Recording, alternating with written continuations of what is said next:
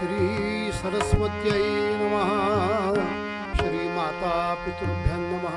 श्री गुरुचरणारविन्दाभ्यो नमः। नमस्तस्मै गणेशाय ब्रह्मविद्या प्रदायिने यस्यागस्त्यायते नामो विघ्नसागरशोषणे। काषाय वस्त्रं करदण्डधारिणं कमण्डलुं पद्मकरेण शङ्खं चक्रं गदाभूषितभूषणाढ्यं श्रीपादराजं शरणं प्रपद्ये। गुरुर्ब्रह्मा गुरुर्विष्णु गुरुर्देवो महेश्वरः गुरुसाक्षात् परब्रह्म तस्मै श्री गुरवे नमः। तस्मै श्री गुरवे नमः। तस्मै श्री गुरवे नमः। राम कृष्ण हरि जय जय राम राजा कृष्ण हरि जय जय राम राजा जय जय राम जय जय राम जय जय राम राजा राजा राम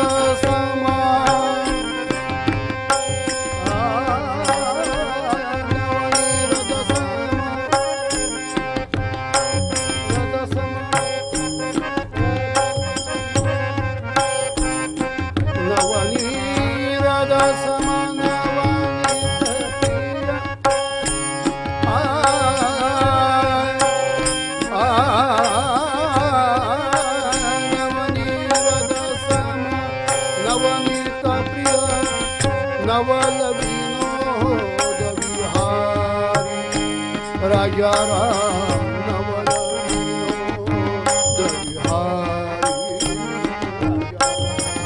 नवल विनोद विहारी राजा राम हरि जय जय राम राजा राम जय जय राम।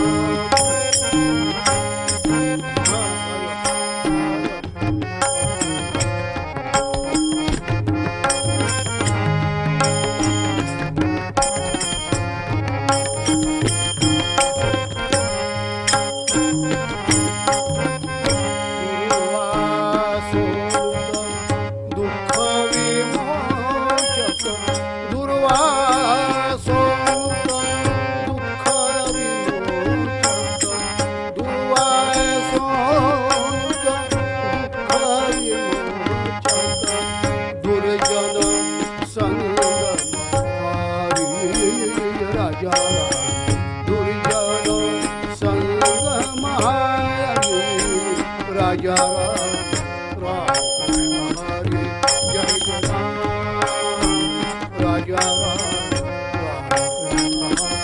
जय जय राम।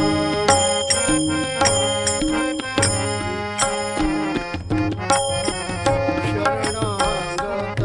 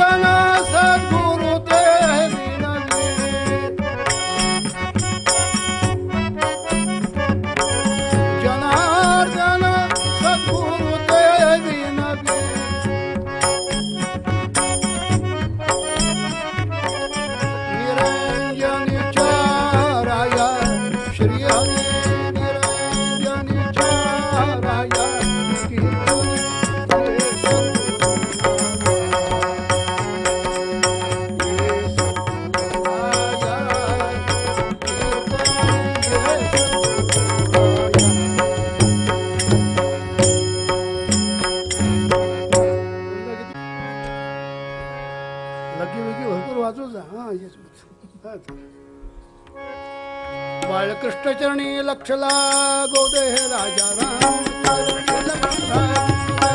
सीताराम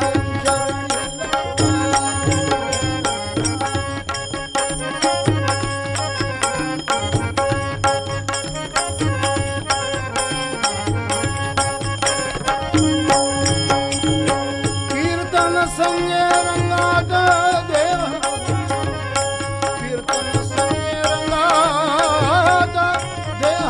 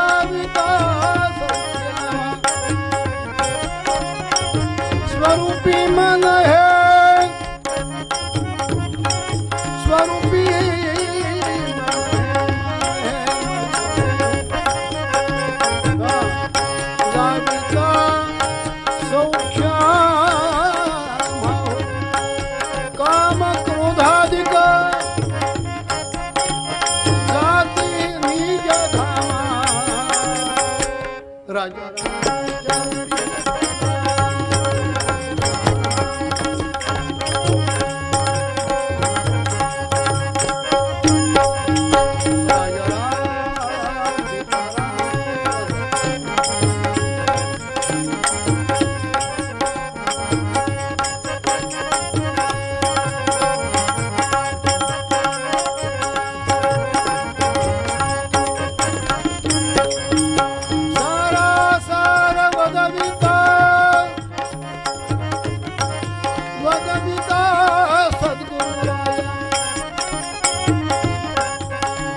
सार असार वदविता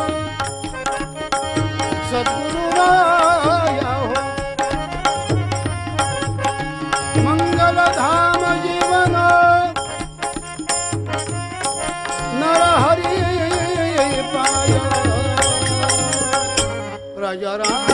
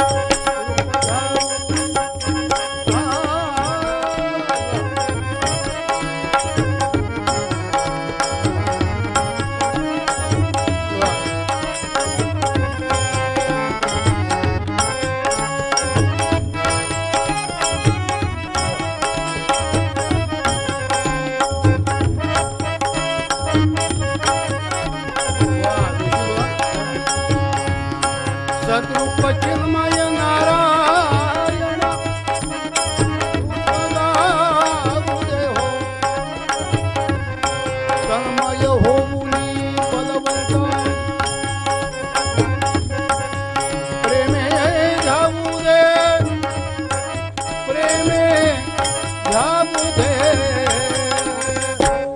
राजा राम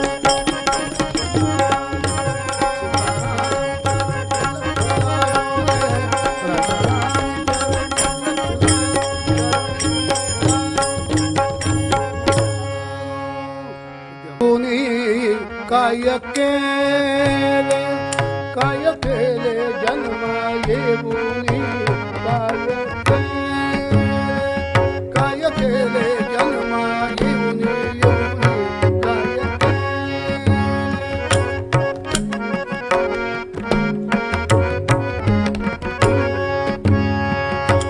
वा मुद्दल गमविले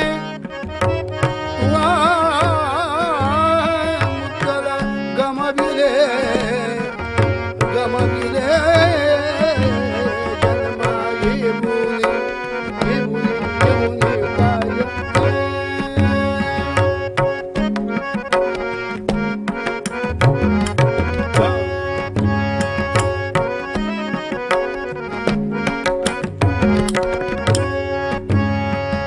केली गाठोळीची नाशी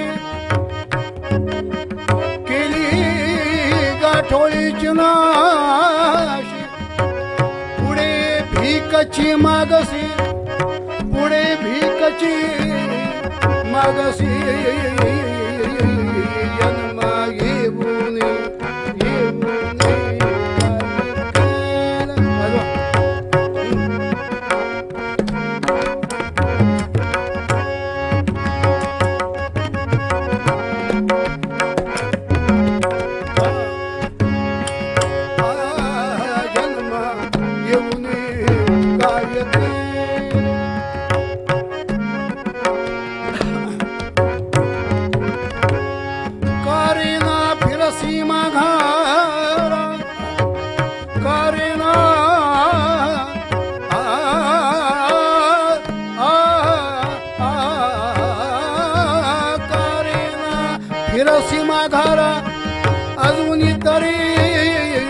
फजित खोरा अजूनी तरी फजित खोरा जन्मा येऊन येऊन काय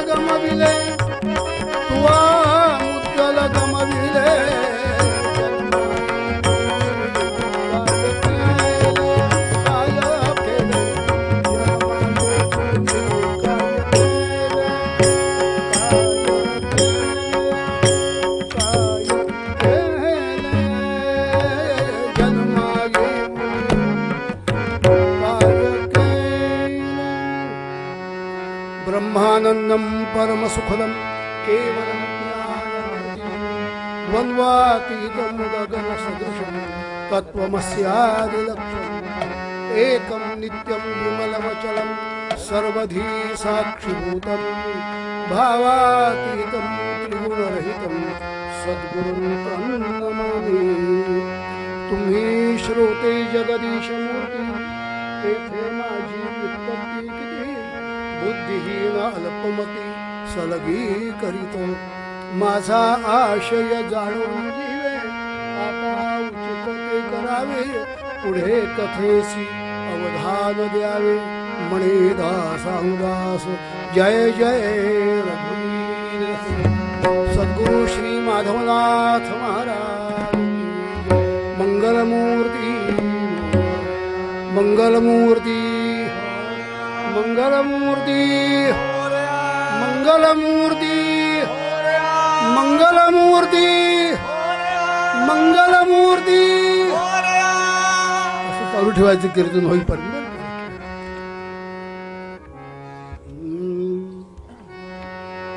जन्मायोनी काय केले तू मुद्दल गमविले केली गाठोळीची नाशी पुढे भीकची मागसी कारेना फिरसी माघारा अजून तरी फजित खोरा तुका म्हणे जाई ठाया आपुल्या रे आलिया सद्गुरुनाथ महाराज।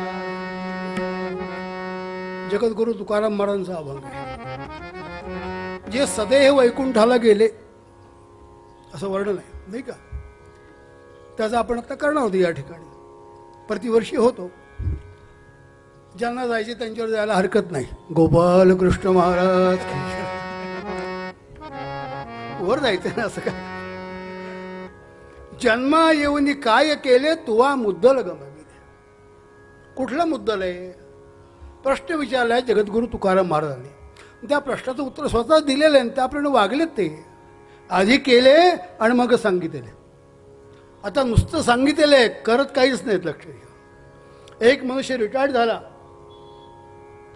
विचारायला काय करणार म्हणजे ज्ञानेश्वरी रोज वाचणार। चांगली गोष्ट आहे। 6 महिने तर भेटलेले ते मला, तर किती अध्याय वाचून झाले, अजून सुरुवात करायची म्हणले। असा परमार्थ चालू आहे। त्याच्या मागे हात धुवून लागावं लागतं, तो सोपं नाही ते। कारण आमच्यासाठी आहे हा पहिला भाग। आम्हाला जन्म मरणाच्या फेऱ्यातून सुटायचं। किती काळ लागेल माहीत नाही. म्हणून जन्मा येऊन काय केले, आणि हा एकमेव जन्म आहे की ज्यात काही साधता येतो. तर श्वान इथं पडले, तर आहे काही कीर्तनाचं काही नाही, ते झोपले छानपैकी.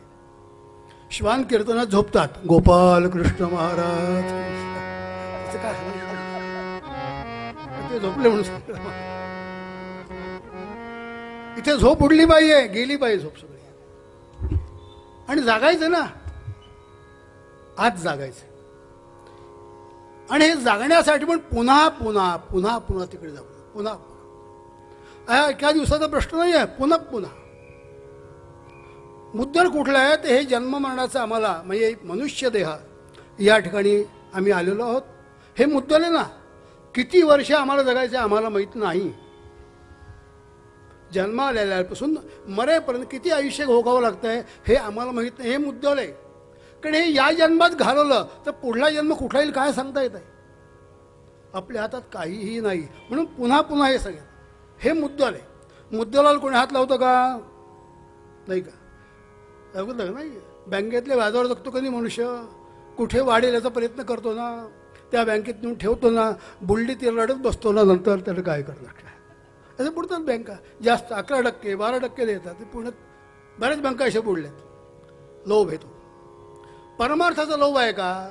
जास्तीत जास्त मी उपासना केली, जास्तीत जास्त तपश्चर्या केली, जास्तीत जास्त नामस्मरण केलं, बाकी काही नको,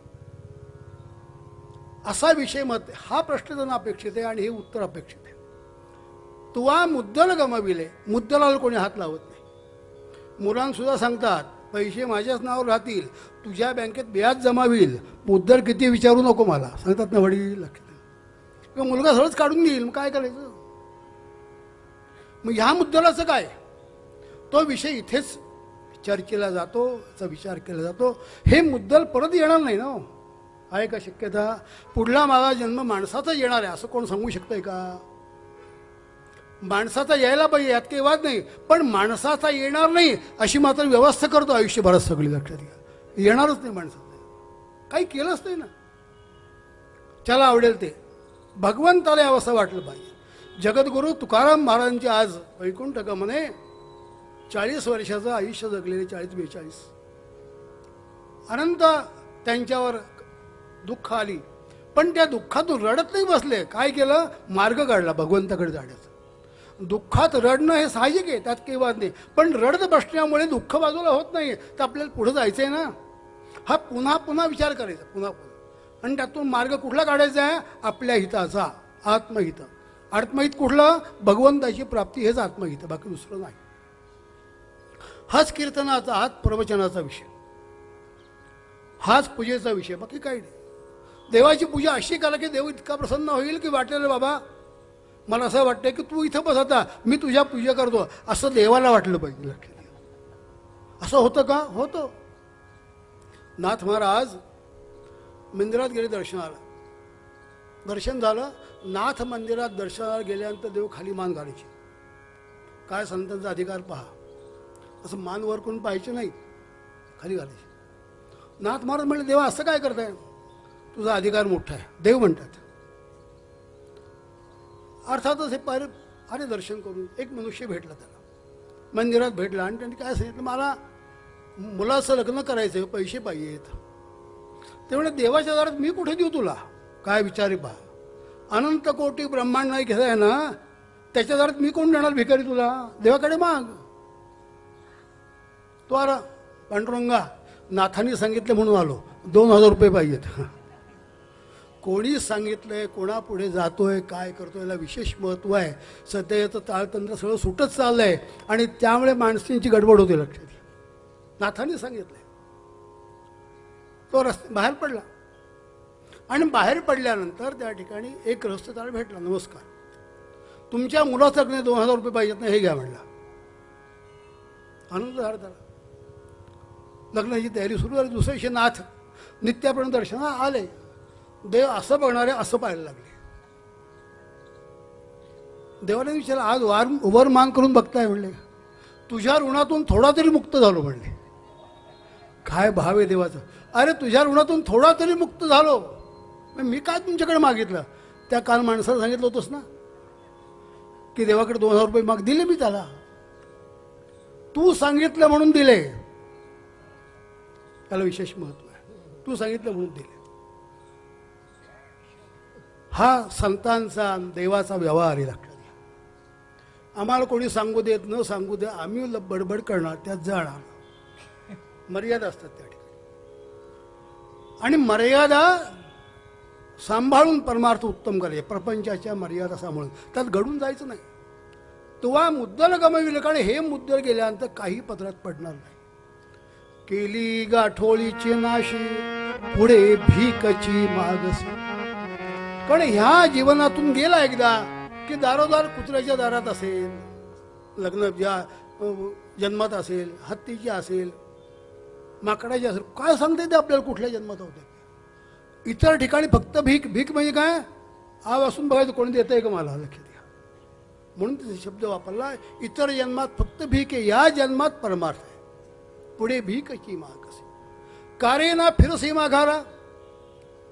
इतकं समजून सुद्धा ज्ञानेश्वरी झाली, उपनिषद ग्रंथ झाले, वेद झाले, अनेक संतांनी लिहिलेलं आहे, महाराजांनी लिहिलेलं वाङ्मय आहे, महिपती महाराजांनी लिहिलेलं आहे, नामदेवांनी लिहिलेलं आहे. तरी माणूस का वाचत नाहीत. जे वाचताना आपण वाचू ते वाचायलाच वेळ नाही. महाराज म्हणतात, ज्या वाचनाने बुद्धीवर शरीरावर उत्तम परिणाम होणार आहे असं वाचायला मुद्दाम वेळ काढावा लागतो. मुद्दाम वेळ काढावा. सिनेमाला मुद्दाम वेळ काढतो का नाही मनुष्य, जातो का नाही. आवडता हा सिनेमा. एका माणसाने पुण्याला तेव्हा सांगता का सिनेमा होता बा, सांगता का 75 वेळा पाहिला. आमचा मित्र होता, 75 वेळा पाहिला. म्हणलं मला सांग बरं काय त्यात सांगितलंय. ते म्हणलं तेवढंच सांगता येत नाही मला, बाकी सगळं सांगतो. सांगते का 75 वेळा कशाला म्हणतात, इतकी वेडी असतात माणसं. पण परमेश्वराचं दर्शन एकदा झालं की झालं, सकाळी केले म्हणतात. अरे पण पुन्हा आनंद काही बिघडेल का काही. पुन्हा मुद्दाम तीच वाट करून सद्गुरूंचं दर्शन. सद्गुरुनाथ महाराज की हे महत्व. तुमचा मित्र त्याच्याकडे त्यांनी उत्तमपणे घरातच मंदिर तयार केलं, पण वर आहे असं. घरातली भांडी कुंडी पिशकशी वर असतात. एकदा त्याच्याकडे गेल्यानंतर तो म्हणाला, मग म्हणजे बायकोला सांगा जर म्हणे हे मंदिर खाली नेऊया म्हणून. म्हण काय अडचण काय तुझी. नाही म्हणजे सारखं तिला वर यावं लागतं, ती नाही तर मला यावं लागतं वर म्हणले. म्हणून म्हणलं त्याला कधी बायकोने दिलेलं उत्तर महत्वाचं.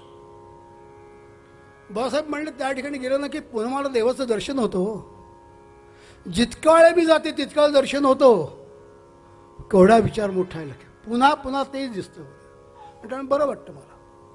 हे जर खाली आणलं तर मी कामात लागेन म्हणले. कामात लागल्यामुळे मग पुन्हा जाणं होणार नाही. काय भाजी चिरायची, अमुक करायचं, अमुक करायचं, मला वरनं आणावं लागतं. आणि देवापुढे बसून मी करते, त्यात मी रममाण होऊन जाते. हा विचार सगळा सकारात्मक विचार आहे. त्या परिस्थितीचा विचार करून माझा परमार्थ कसा पुढे जाईल याचाच विचार करायचा. पुन्हा पुन्हा पुन्हा. केली गाठोळीची नाशी, पुढे भीकची मागसी. कारण इथं नाही आहे उत्तम जन्मा येऊन रामा, उत्तम जन्मा येऊन रामा, गेलो मी वाया, गेलो मी वाया. उत्तम जन्मा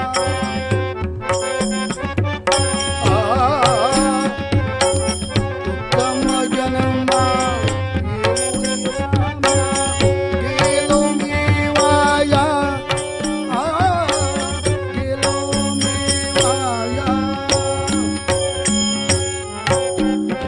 कोणावर येऊ नये. अखंड सावधानता तिथे. पुढच्या मिनिटाचा भरोसा नाही ना, या मिनिटाचा जास्तीत जास्त उपयोग करून घेईल.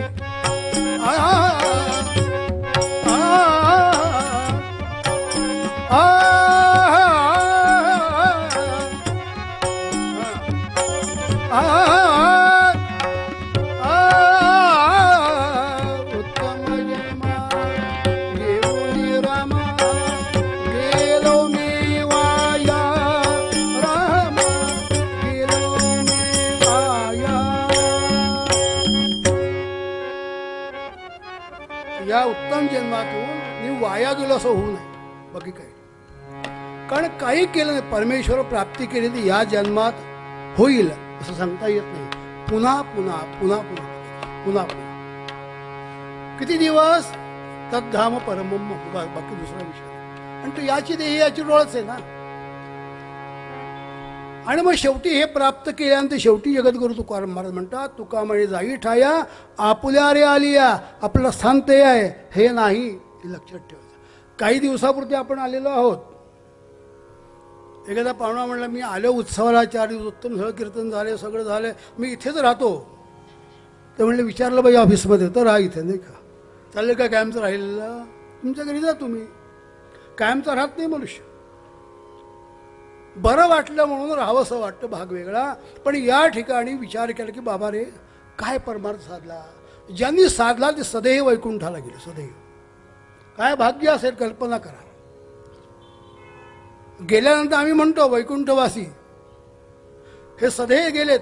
आणि भगवंता सांगितलं मला यायचंय. स्वतः देव पलीकडे आले आणि घरात आपल्या अवलीला सांगितलं का मी चाललोय बरं का, तुला स्वर्गात यायचंय का, वैकुंठात चाललोय मी, येतेस का. ते म्हणजे काय वेडबीड लागले का तुम्हाला, वैकुंठात चालले. घरी गाय झोपती आहे, म्हैस झोपती आहे, त्यांना सोडून कुठे यायचं. हे बघ मी चाललो बरं का.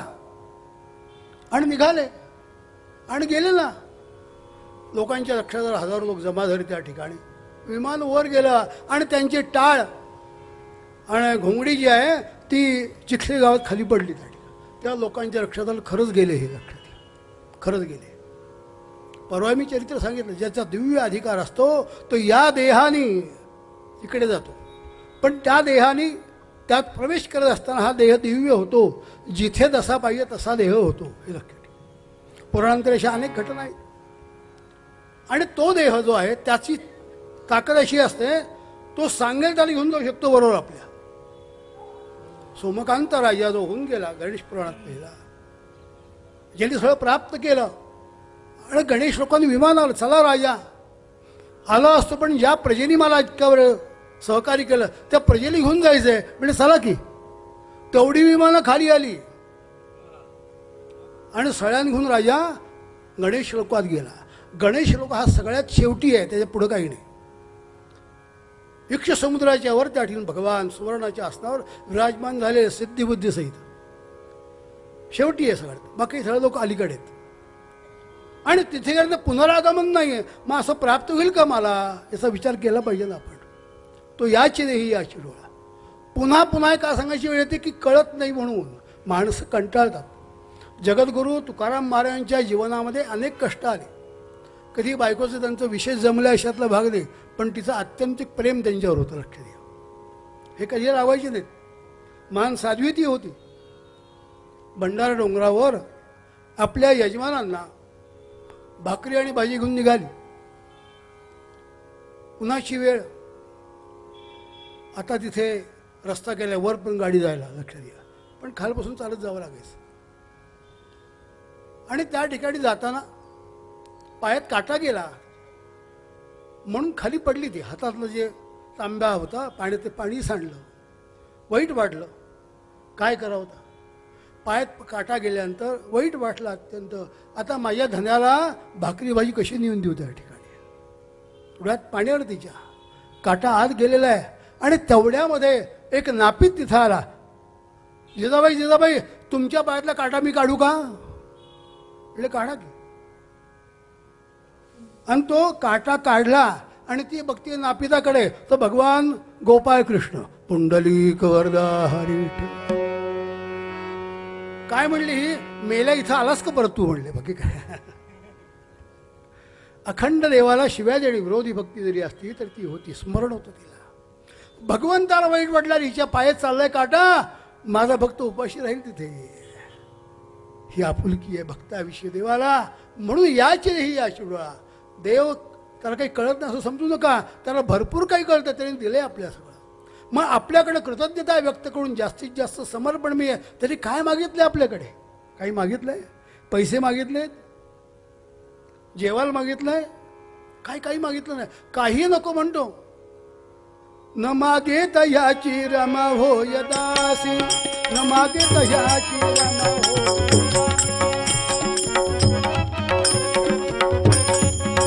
न मागे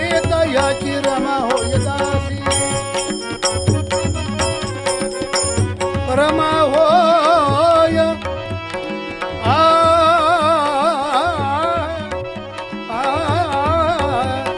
रमा होय दासी रमा होय दासी न मागे दयाची रमा रमा रमा होय दासी रमा होय दासी. देवाकडे काय मागायचं कळलं पाहिजे. पद्माक्ष राजा म्हणून मोठा होऊन गेला. पद्माक्ष राजा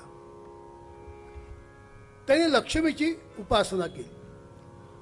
लक्ष्मीला प्रसन्न करून घेतलं. ते म्हणले काय पाहिजे. काय नाही, तू माझ्या पोटी जन्माला ये माझ्या घरामध्ये.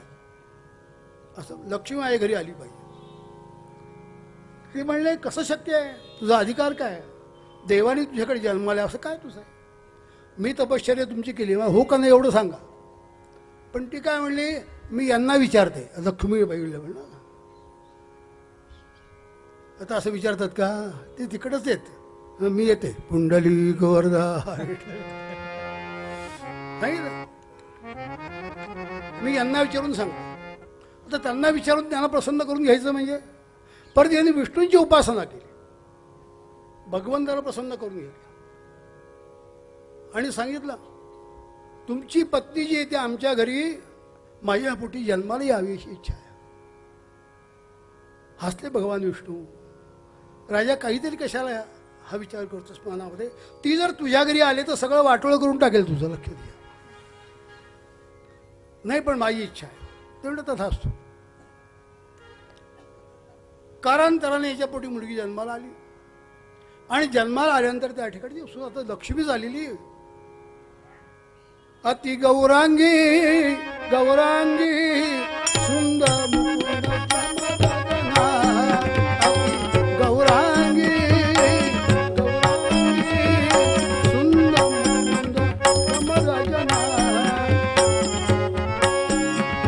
अत्यंत सुंदर ती आता लक्ष्मी पाहत बसावं असं वाटलं तिच्याकडे.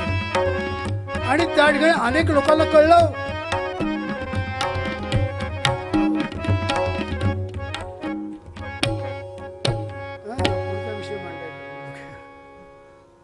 सुंदर असती. राजाला आनंद वाटला आणि पद्माक्ष राजाची म्हणून पद्माक्षी असं त्याचं नाव ठेवलं. अर्थात राजाला मुलगी झाली आणि ती अत्यंत सुंदर आहे सगळ्या लोकांना कळलं. जिथं सुंदर असतात त्या ठिकाणी माणसं धावत जातात. वयात मुलगी आली तर विवाह करायचा. सगळ्यांना वाटलं हे आम्हालाच पाहिजे. आणि सगळ्या राजांकडे प्रश्न केला. हिने अट घातली होती, जो नीलवर्णाचा आहे त्याच्याच गळ्यात माळ घालीन म्हणली. पद्माक्षी गळ्यात काय म्हटलं, अट जो नीलवर्णाचा आहे त्याच्या गळ्यात माळ घालीन. तर नीलवर्णाचं कोळव तिथे. राजा पुढे प्रश्न पडला. स्वयंवर मांडलं त्या ठिकाणी आणि त्या स्वयंवरामध्ये अनेक राजे आलेले आहेत. पण हा पण ऐकून राजा संतप्त झाले. म्हणले राजा युद्ध करून ही तुझी मुलगी जिंकून घेऊन जावा. युद्धाला सुरुवात झाली. त्या ठिकाणी युद्धाला सुरुवात झाली. अग्निकुंड प्रदीप्त होतं. या अग्निकुंडामध्ये या पद्माक्षीने उडी घेतली. महाराज राजा सहकुटुंब सहपरिवार मारला गेला. त्या ठिकाणी भगवान विष्णूचं वाक्य आहे, तुझा सर्व नाश होईल लक्षात ठेव ती घरी आल्यानंतर. तसं घडलं. पण त्या कार्यामध्ये रावण पण आला. त्याला कळलं कोणाला कुठून काय कळतं कळत नाही. घरी पत्रिका देऊन सुद्धा माणसं येत नाहीत कीर्तनाला. गोपाल कृष्ण महाराज नाही का, याच्यावर बातमी आली की लगेच शोध होते कुठनं आले काय आले अमुक आले या ठिकाणी. आणि रावण त्या ठिकाणी आला. ती मुलगी पाहिली, धावत तिच्या मागे निघाला. तिने त्यावेळेस त्या कुंडात उडी घेतलेली. रावणाने काय केलं म्हणलं, नाही मी सोडणार नाही इथे, कुंड खणा म्हणले. आणि कुंड खणलं ते. आणि 5 माळुंग त्यात मिळाली. 5 म्हणजे अशी लिंग 5 मिळाली. आणि त्यांनी एका पेटीत घातली, घेऊन चालला तो वर. अर्थात लंकेत गेल्यानंतर त्या ठिकाणी आपल्या पत्नीला मंदोदरीला बोलवलं. इकडे म्हणले, मी काय आणलंय बघ. दोघं एका महाराज निमांत आहेत. आणि उघडली ते झाकण संत कंदुकीचं उघडल्याबरोबर त्या ठिकाणी आत लहान मुलगी होती. मंदोदरी म्हणतं, महाराज कशाला हे आणलं घरी, हे सगळं वाटोळ करेल, लक्ष द्या, इथं आली ते नेऊन टाका. अर्थात यांनी काय केलं, एका चांगल्या सोन्याच्या पेटीमध्ये घातलं. त्या ठिकाणी राक्षसांना सांगितलं, जा तिकडे, कुठे नेऊन घाल, जनकाच्या राज्यामध्ये नेऊन घाल, तिथे शेतीमध्ये. अर्थात हा जो राजा मेलेला होता, हा जनकाच्या राज्यामध्ये ब्राह्मण म्हणून जन्माला आला आणि याला जनकाने ही भूमी दान दिलेली आहे. ही भूमी दान दिली आणि ती जमीन नांगरत असताना तो फाळ अडला त्या ठिकाणी. सीता म्हणजे फाळ, तो अडला त्या ठिकाणी. अडल्याबरोबर विचार केला आणि मग त्यांनी खणलं, पण राजाला जाऊन सांगितलं, कारण जमिनी खालचं सगळं आपलं नसतं. आजही तो कायदा आहे बरं का, आपलं नसतं. राजा आला त्या ठिकाणी, सैवान घेतलं, उत्तम रीतीने सगळं बाहेर काढलं. राजा हा उत्तम गणेश भक्त आहे, जनक राजा हा, लक्ष द्या. मंदिरात गेले आणि मंदिरात गेल्यानंतर त्या ठिकाणी ती म्हाळुंग तिथे ठेवली, प्रार्थना केली, भगवंता बघा तुम्ही आता हे काय घडतं इथे. पेटी उघडलं, लहान मुलगी, हिचं नाव सीता असंच ठेव म्हणले. तो दिवस आहे वैशाख वद्य नवमी, वैशाख शुद्ध नवमी. रामाचा जन्म आहे चैत्र शुद्ध नवमी आणि तो जन्म आहे वैशाख शुद्ध नवमीला, सीतेचा जन्म आहे. मला या गोष्टीत एवढंच सांगायचं, तुमच्या लक्षात आलं तर विषय काय नेमकं मागायचं आहे. लक्ष्मी प्रसन्न झाली, तू माझ्या घरी ये राहायला, आपली आहे का योग्यता तेवढी. लक्ष्मीने आपल्याकडे यावं, काम करावं, शक्यता नाही. मग मला जे येतं आहे ते मी जास्तीत जास्त अर्पण करीन ना. हा विषय मोठा आहे. पद्माक्ष राजाला भगवान विष्णू समजून सांगितलं, राजा तुझी इच्छा चांगली आहे, तपश्चर्या करायची इच्छा आहे. अशी तपश्चर्या केली की दोन्ही भेटले याच जन्मात भेटले. मग असं जर आहे तर आमच्याकडनं उपासना किती होती आहे. हा मत गप्पा मारतात माणसं, तासभर 2 तास रोज बसतोय का, ध्यानाला 1 तासभर झाल्याशी उठणार नाही का, तेच आमच्या पदरात पडणार, बाकी काही पदरात पडणार नाही. केली गाठोळीची नाशी पुढे भीकची मागसी. एका घरामध्ये एकत्र सगळे होते आणि पूर्वी अशा पेट्या असायच्या घरामध्ये, पेटारी नाही का, जुन्या घरामध्ये. आता लॉकर असतं एवढंच, आणि त्यात भांडी कुंडी सोनं ठेवायचं. 4 भाऊ, त्यांच्या बायका, आई वडील गेलेले, आई होती वडील गेलेले, पण या आईकडे कोणाचं लक्ष नाही, सुनांचं. तेव्हापासून चालू झालं बरं का, लक्ष नव्हती तिथे. आणि मग तिथे गेल्यानंतर काय करावं, तिची मैत्रीण आली एकदा आणि ती काय म्हणाली, अगं का अशी का, 4 मुलं तुला आहेत, सगळे पगार उत्तम मिळवतात, स्वतःचं घर हे सगळं आहे, काय झालं तुला. तर काय नाही म्हणजे सून काही वेळेवर देत नाही. म्हणले काय करणार, तुला एक योजना सांगते. म्हणजे तुमच्याकडे मोठी पेटी आहे काय, म्हणलं केवढी पेटी आहे, एवढी मोठी पेटी आहे, दोघांना ते दार उचलावं लागतं म्हणले. आणि मग तिने काय केलं, हे गाठोड त्यात ठेवून द्या म्हणले. गाठोड ठेवून दिलं, त्याला कुलूप लावून टाकलं. आणि आजीबाईने आपल्या गळ्यात गोफ घातला, तो त्याला किल्ली लावलेली आपल्या गळ्यात. सुनबाईने मुलाने विचार केला, आईच्या गळ्यात आत्तापर्यंत गोफ नव्हता, आत्ता कसा काय आला. म्हणून आईला मुलाने एकदा विचारलं सुनेसमोर, हे काय आहे.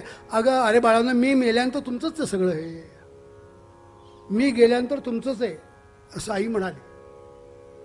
सुनेने नंतरचा चहा वेळेवर आणला एकदम, लक्षात घ्या. रोज जेवण व्यवस्थित सुरू आलं, सकाळ रोज वेगवेगळं काही करावं. 6 महिन्यात म्हातारी अशी झाली ना, असं काय करता. आणि एक दिवस गेल्या, काही मुलं वेगळ्या ठिकाणी राहत होती. थोरला मुलगा म्हणाला की आईच्या गळ्यातला गोप कोणी काढून घेतला, पण जिच्याकडे राहत होती सुनबाई हुशार, आधीच काढून घेतला तो गोप. काय करायचं ते म्हणले, पा 10 दिवस होऊ देत, नंतर बघू. आई गेल्या लगेच काय वाटणे करताय तुम्ही, आपलं सगळ्यांचंच आहे हे. ते आपापल्या घरी निघून गेले. पण हिला कुठं राहते, जिच्या घरी राहिली ती सासूबाई तिला कुठं राहत आहे. तिने नवऱ्याला उठा काय ते पाहायचं आपल्याला तिथे. अगं नंतर नाही मला पाहायचं. कुलूप काढलं दोघांनी, मोठं दार भिंतीने टेकून ठेवलं, एवढं मोठं गाठोडं काढलं, जड होतं. सोडलं गाठे, आज दुसरं गाठोडं, दुसरं वस्त्र मी त्याला, अशी 5 वस्त्र होती. मासारी माणसं गाठी मारून ठेवतात, लक्षात येत.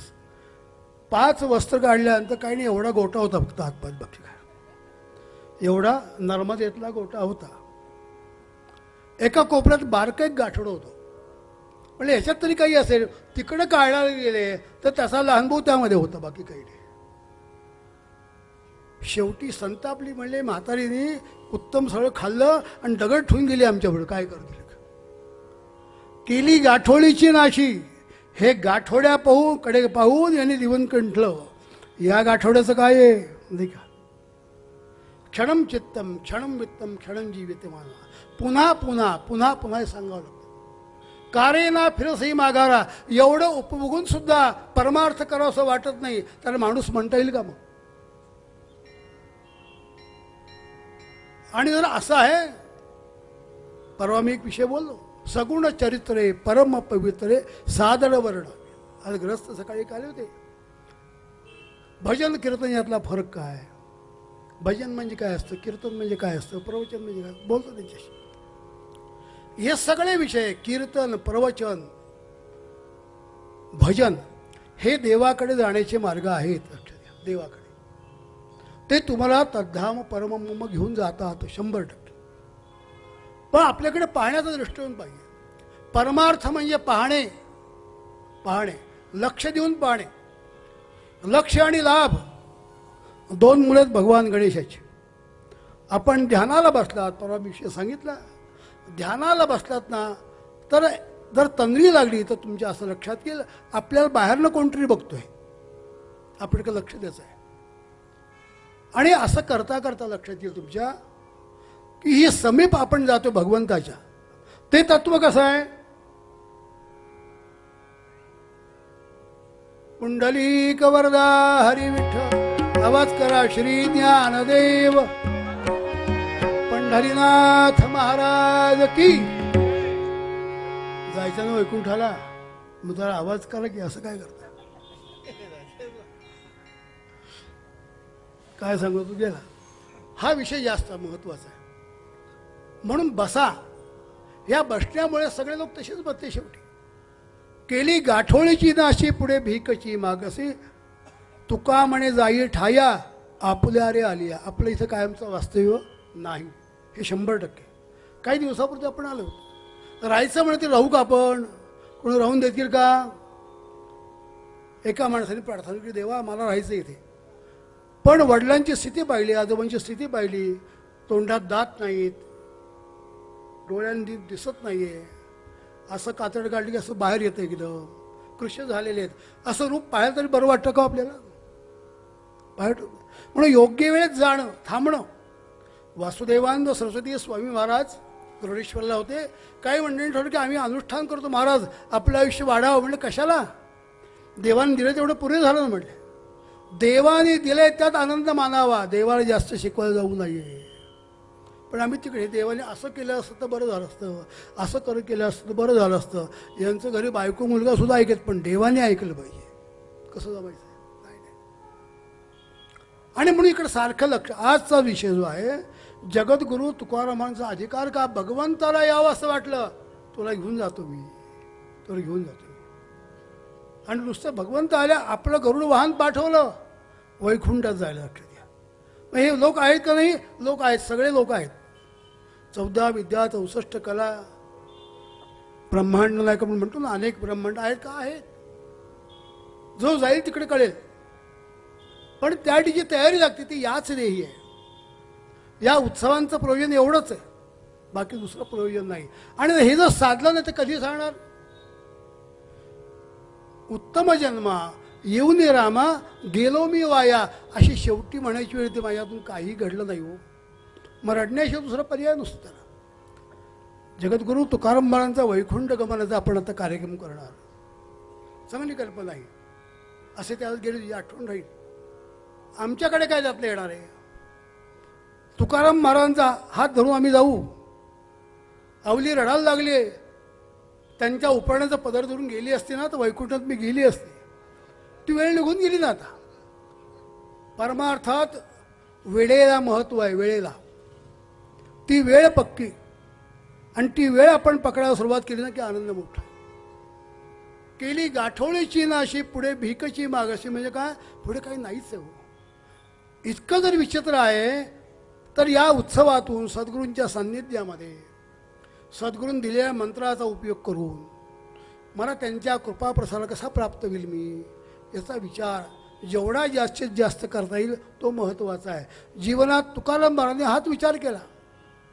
छत्रपती शिवाजीराजे सगळं घेऊन आले तरी पण परत पाठवलं नाही, हे आपलं काम नाही. समर्थांच्या इथे सज्जनगडावर एक कीर्तन संमेलन भरलं होतं त्यावेळेच्या संतांचं. छत्रपती शिवाजीराजे त्यामध्ये होते. शिवाजीराजांकडे काय काम दिलं होतं, आलेल्या प्रत्येक माणसाची या बसा म्हणायचं. दुसरा हेतू काय, आलेला प्रत्येक माणूस त्यांना कळेल कोण येतो. राजे बसते तिथे, आणि त्या स्थितीमध्ये समर्थही आले होते. आता संमेलन म्हणलं की उत्तम जेवायला सगळं वगैरे असतं सगळं. समर्थांच्यावर हाही निघाला. त्यावेळेस तुकाराम महाराज आले होते 102 ते बरं संमेलनात. ते निघून गेले आणि समर्थानं म्हणाला की मी तुमच्यावरच येतो. म्हणलं हरकत नाही. काय म्हणले, अहो इतकं चांगलं आहे, संतांच्यावर गेलं की जेवणाची पंचायतच नाही म्हणले. तुमच्यावर जेवायचं जायचं ही सोयी व्यवस्था उत्तम असते. समर्थ काही बोलले नाही. समर्थ आले, चाबळच्या मठामध्ये आले. तिथे आहे काय आहे, तिथे कृष्णा नदी आहे. त्या कृष्णा नदीवर स्नानाला गेले, आणि स्नानाला गेल्यानंतर सांगितलं की या ठिकाणी आता तुला भिक्षा मागायला जायचं, मी एका वेळेला जातो, तू एका वेळेला जा. तो म्हणला हे मला जमायचं नाही. त्या घाटावर त्याला मंत्र दिला, श्रीराम श्रीराम जय राम जय जय राम, श्रीराम जय राम जय जय राम, श्रीराम जय राम जय जय राम, श्रीराम जय राम जय जय राम. पण शिवाजी महाराजांच्या माध्यमातून, लोकांच्या माध्यमातून तुकाराम महाराजांची कीर्ती याच्या कानावर होती. तो म्हणला याच्यावर यांच्यावर जायचं, मी रोज भिक्षा मागावं लागेल. म्हणलं आपण तुकाराम महाराजांकडे जाऊया. म्हणला त्यांच्याकडनं मंत्र घेऊया. आला देहूला. हे बसलेत आपल्या ओसरीवर त्या ठिकाणी. नमस्कार केला. काय पाहिजे, मला समर्थांनी मंत्र दिलाय, पण मला तुम्ही मंत्र द्या. त्यांची परवानगी घेऊन ये म्हणले. काय म्हणले, त्यांची परवानगी घेऊन ये. एका गुरुकडनं मंत्र घेतल्यानंतर दुसऱ्या गुरुकडं जाताना परवानगी घेतली पाहिजे. जर पुढचा मार्ग पत्करायचा असेल आणि गुरुजींनी अनुमती दिली तर पुढे जायला हरकत नाही. लक्ष द्या. त्याप्रमाणे समर्थ म्हणलं तुला काय द्यायचं म्हणले, तू तर तिकडे गेलास ना. तुकाराम म्हणून मी सांगतो यार द्या मंत्र म्हणले. पण म्हणले ते तसं नाही म्हणले, तुम्ही दिलेला मंत्र परत घ्या. काय म्हणले, तुम्ही दिलेला मंत्र परत घ्या. म्हणले चल माझ्याबरोबर. आणि त्या ठिकाणी त्याला कृष्णेच्या तटावर घेऊन गेले. स्नान कर म्हणलं, तोंडात पाणी घे आणि मनात विचार आण, तुमचा मंत्र तुम्हाला देऊन टाकलाय. असं म्हणल्यावर पाणी खाली टाकल्याबरोबर त्या दगडावर अक्षर उठली, श्रीराम जय राम जय जय राम, श्रीराम जय राम जय जय. ती अक्षर उठली आणि याची वाचा गेली वरच. वाचा गेली, बोलता येईना. समर्थ म्हणला, समर्थान म्हणतो हे काय, आता मला विचारू नको, तुकाराम महाराज म्हणून विचार म्हणले. परत तिकडे आलो देहूला. तुकाराम महाराज म्हणे तुला कळत नाही, मूर्ख आहेस का. समर्थांसारखा अधिकारी मनुष्य तुला मंत्र दिला, त्यांना परत घे म्हणून म्हणतोयस. इकडे आलो माझ्याकडे, आम्ही दोघं भिकारीच आहोत म्हणले. अनंत कोटी ब्रह्मांडाला एक तो आहे, आम्ही भिक्षा मागून राहतो. लक्ष दे. मग काही दिवसांनी त्यांनी नामस्मरण केल्यानंतर वाचा आली.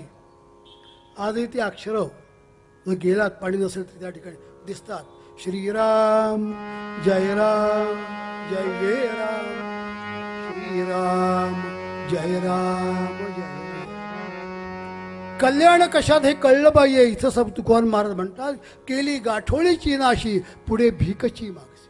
कारेना फिरसी माघारा. एकदा प्राप्त झाले ना, जेव्हा सद्गुरू, खरे गुरु, परंपरा असलेले गुरु जेव्हा एखादा मंत्र देतात तर त्याची इच्छा असते, भगवंताची आज्ञा असते. त्याशी कोणाला काही मंत्र देता येत नाही, हे पक्क लक्षात ठेवा. मनात आले म्हणून गुरु झालेले आहेत ती गडबड आहे. आणि असे सध्या भरपूर आहेत नाही का. उत्तम प्रवचन केलं, कीर्तन केलं म्हणजे गुरु होतो असं नाही. सद्गुरू हा विषय वेगळा आहे आणि गुरु हा विषय वेगळा आहे. गुरगुर करणारे आणखीन गुरु आहेत सध्या लक्षात घ्या, भरपूर आहेत गुरगुर. त्यामुळे इकडे आपण कोणाकडे जायचं आहे हा महत्त्वाचा विषय. श्रद्धा इतकी पक्की पाहिजे. एका राणीच्या मुलीला मी ती गच्चीवर होती, मी पद सोडून फक्त उदाहरण तुम्हाला देतोय. श्रद्धा काय असते. तिथे गेल्यानंतर ती जरा विरक्त आहे थोडीशी मुलगी, राजाची मुलगी विरक्त आहे. खाली एक साधू आला, तो चोऱ्या करणार होता पण साधूचं रूप घेतलेलं होतं. या दोघांची भेट झाली, तरुणच होता. तिने त्याला प्रार्थना केली की तुम्ही मला मंत्र द्या. तो म्हणला देतो की मंत्र, पण माझ्यावर तुला यायला पाहिजे म्हणले. हरकत नाही. तो म्हणला ठीक आहे. तिला मंत्र दिला, हा निघाला. याच्यावर ही पण निघाली. राजा विचार करतो तुला काय कमी आहे बाई, याला मी काय पाहिजे राजा करतो, पण तो नको मला. दोघेही वनात आले त्या ठिकाणी. हिने विधिवत त्याच्याकडनं मंत्र घेतला. कोणाकडनं? त्या चोराकडनं मंत्र घेतला. अनुष्ठान करायला लागली. अनुष्ठान असं केलं की प्रत्यक्ष परमात्मा समोर येऊन उभा राहिला. आणि हा म्हणतोय हिला मंत्रबिंत्र मी काही दिलेलं नाही आहे, पण एक वेळ अशी होती त्याच्या मुखातून मंत्र बाहेर पडला, हिने ग्रहण केला आणि त्याचं असं अनुष्ठान केलं की भगवंताचं आसन विचलित केलं. महाराज, ही वेळ महत्त्वाची आहे. या वेळेला महत्त्व आहे. काही केलं आपल्याला अनुभव येतो असा की मला बरं वाटलं, उठावं असं वाटत नाही. म्हणजे काय, तंद्री लागलेली आहे, त्यातनं उठू नये, कोणी चहाला बोलवू नये, कोणी टी व्ही लावू नये, निवांत बसावं. म्हणून ही स्थानं केली, समोर बसावं. तुझं पाहता सामोरी सामोरी, तुझं पाहता सामोरी, दृष्टी न फिरे माघारी, दृष्टी न फिरे माघारी, माझे चित्त तुझ्या पाया पाया,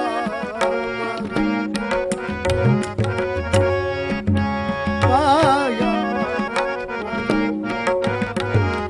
पाया पाया, माझे चित्त तुझ्या पाया. मिठी पडाली पंढरीराया,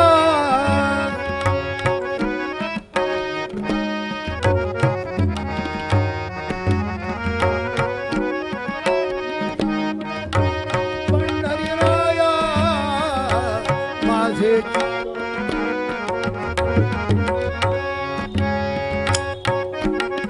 माझे चित्त